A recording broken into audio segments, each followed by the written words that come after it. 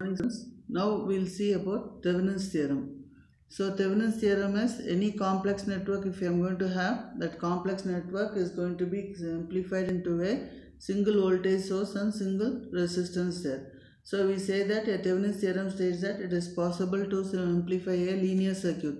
So here in this case, however complex the circuit may be, that circuit may be converted to an equivalent circuit where it is going to have an voltage source and a series resistance that is going to be connected to the load. So where VTH is going to be called as the Thevenin's voltage and RTH is going to be called as the Thevenin's resistance. So a series combination of Thevenin's equivalent voltage source V0 or VTH and your Thevenin's equivalent resistance RS or RTH is going to be got as the equivalent circuit. So this is your complex network. This complex network is going to be simplified into a single voltage source in series with your resistance RTH.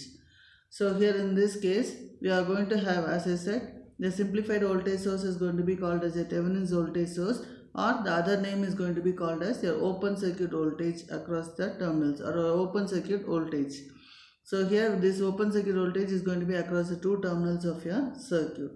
So the series resistance is going to be called as your Thevenin's resistance, and this resistance is going to be equivalent to the resistance that is going to be measured across the terminals there, where your energy sources are going to be replaced by the internal resistances.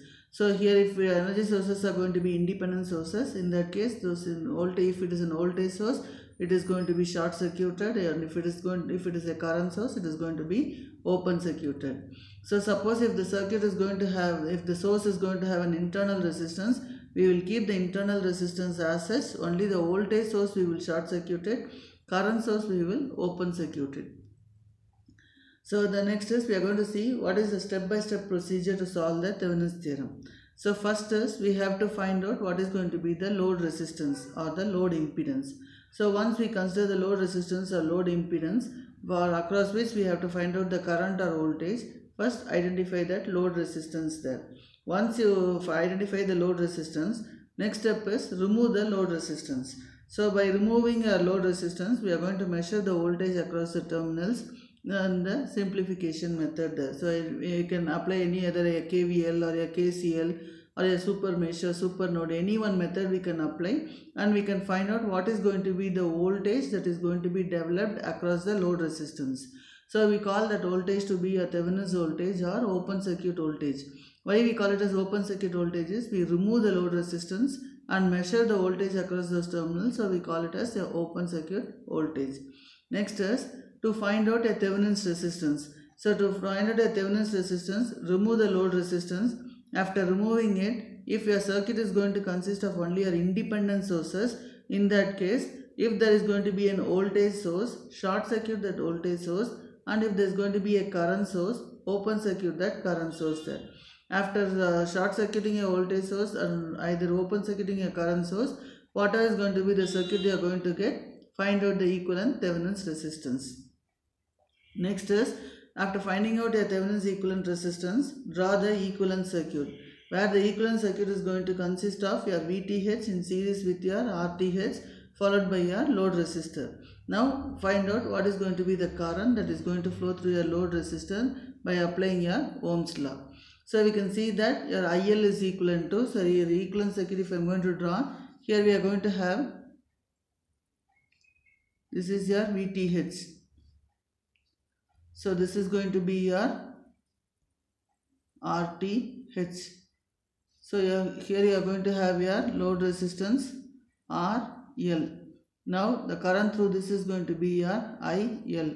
So here this is plus, this is minus, current is entering like this is plus, this is minus. So if I write my KVL equation, it is going to be VTH minus IL RTH minus IL RL is equal to 0. So that means my IL is equivalent to VTH divided by RTH plus RL. So that is what we have written here. Now to find out the voltage across the load resistance RL, it is VL is equivalent to IL into RL. If I want to find out the power across the load resistance, it is going to be IL square into RL. So what are the limitations and applications of Thevenin's theorem is, first we will see the limitations. So here in this case, we know that limitations, it can be applied only to your bilateral circuits. It cannot be applied to your unilateral circuits. So Thevenin's theorem can be applied only to a linear bilateral network. It cannot be applied to unilateral network there. Next is, here in this case, your coupled, here your network, your load is going to be coupled, your complex network is going to be coupled to, electrically coupled to the load. So it cannot be magnetically coupled. No coupling concepts is going to be applied. It is only electrically, it is going to be coupled with the load. For magnetically coupled load, this theorem cannot be valid there. And next is, your circuit will consist of both dependent as well as your independent sources there.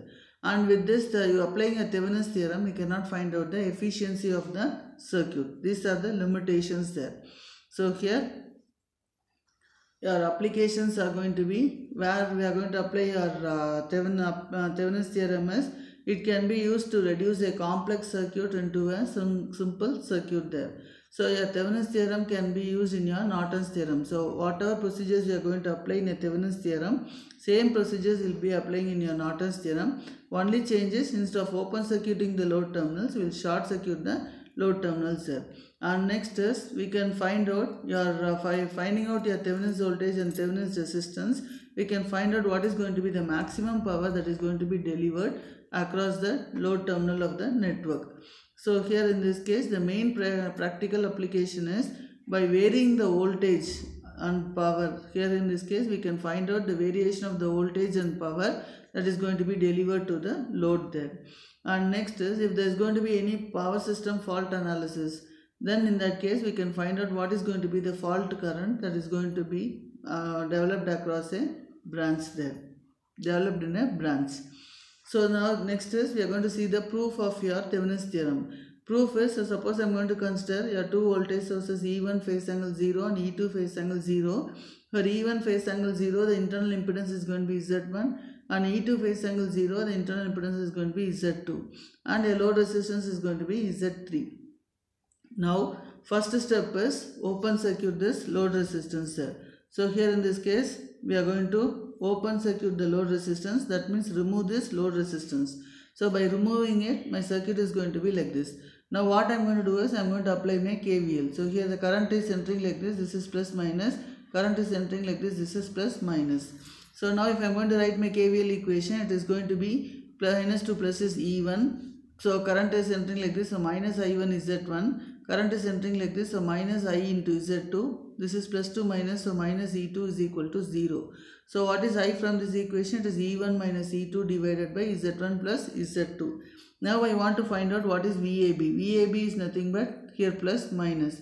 So apply KVL this side. If I apply KVL this side, it is going to be minus to plus is going to be VAB minus I into Z2 minus E2 is equal to 0. So VAB, we want VAB. VAB is nothing but I into Z2 plus E2. So I is what? E1 minus E2 divided by Z1 plus Z2 into Z2 plus E2. This is your open circuit voltage there.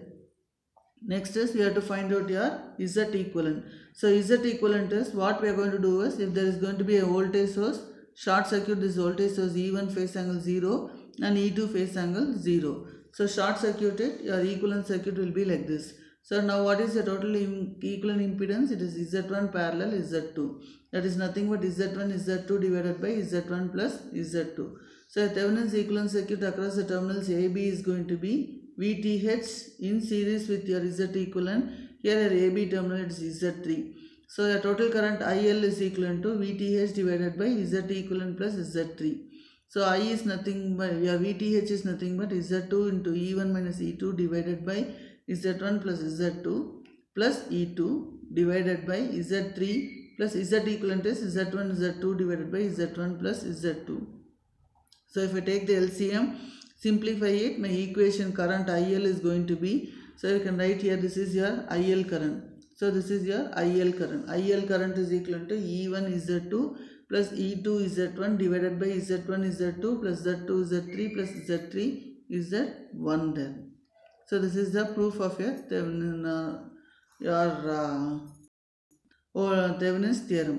So here a procedure for finding your RTH if your circuit is going to consist of your dependent sources as well as your independent sources there. So here we have basically three different types of circuits we are going to have. Suppose if your circuit is going to contain only your independent sources and the resistors, then what we are going to do is deactivate the sources. So how we are going to deactivate the sources? If there is going to be an voltage source, short circuit the source. If there is going to be a current source, open circuit the source, and then find out what is going to be the equivalent resistance you are going to get.